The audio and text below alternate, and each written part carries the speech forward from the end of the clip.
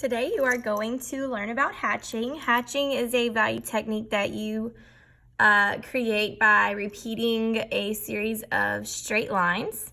And this is what your value scale should look like at the end of your hatching technique. You can hold it up so you can see the actual change in values.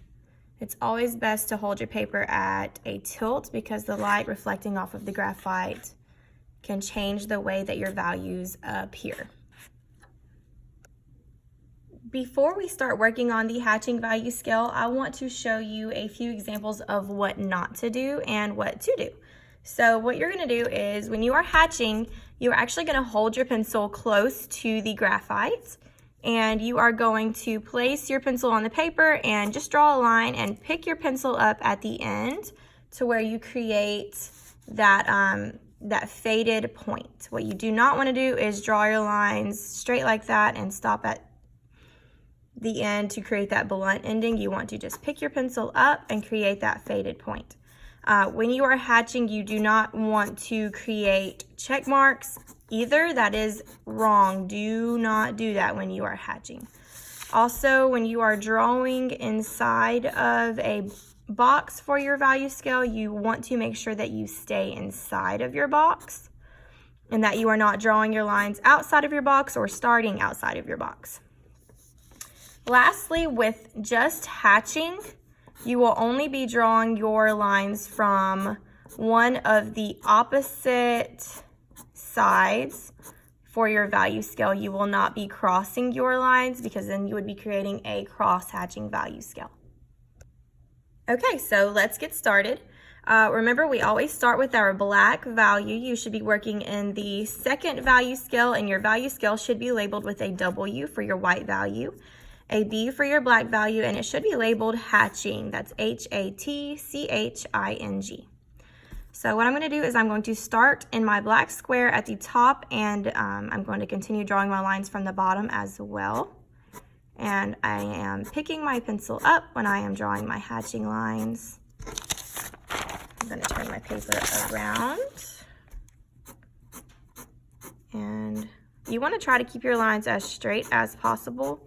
Remember, with hatching, I am holding my pencil close to the graphite so I can create those straight, dark lines.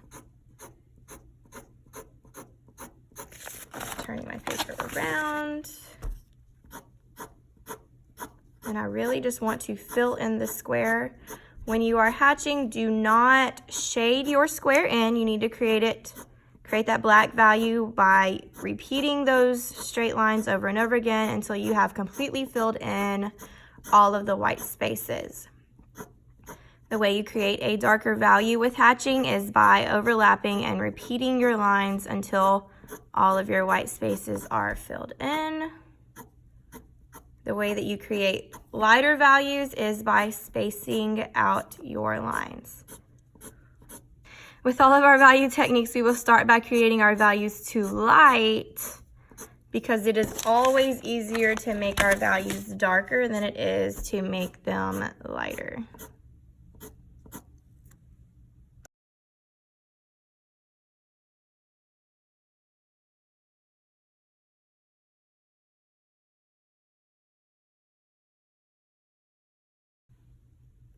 When you are ready to go back and add your more lines to make your values darker, you want to make sure that you're strategically placing your lines evenly throughout your square.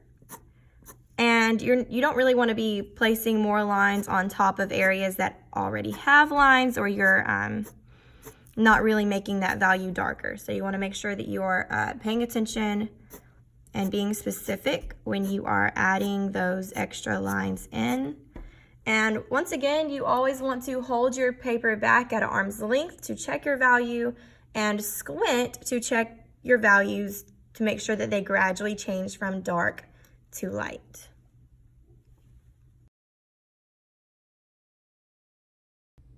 All right, so once you finish your value scale, you always want to check your value scale by holding it back at arm's length and squinting at your paper.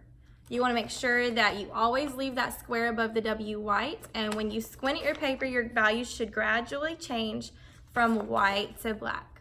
Once you've done that, you are ready to move on to your cross-hatching value scale.